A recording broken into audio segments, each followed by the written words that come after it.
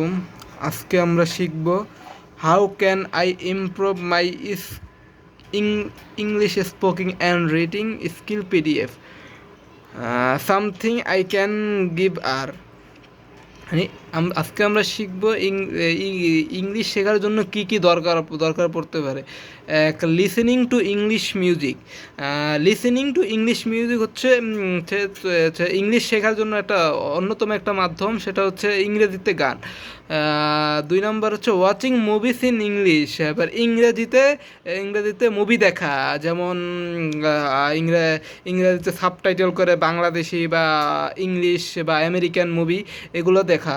তারপর হচ্ছে 3 নম্বর হচ্ছে using English in daily life. প্রতিদিন আমাদের ব্যবহৃত কিছু ইংরেজি শব্দ, ওয়ার্ড, কিছু কথাবার্তা, এগুলো আমাদের মানে প্রতিদিন ডেইলি লাইফ করতে হবে।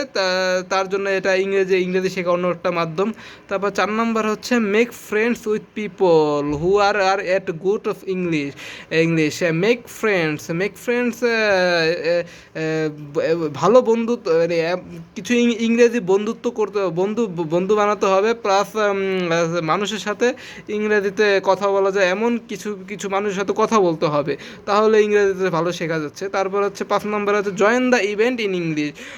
জয়েন্ট ইভেন ইন ইংলিশ হচ্ছে কোনো অনুষ্ঠান, কোনো ইংরেজি অনুষ্ঠানে আমাদের যোগ দিতে হবে। এটা ইংরেজি শেখার একটা ভালো মাধ্যম।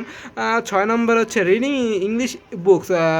আরেকটা হচ্ছে আপনার ইংলিশে বই, এগুলো ইংরেজি শেখার একটা ভালো একটা মাধ্যম। 7 নম্বর হচ্ছে settings are the language on the device.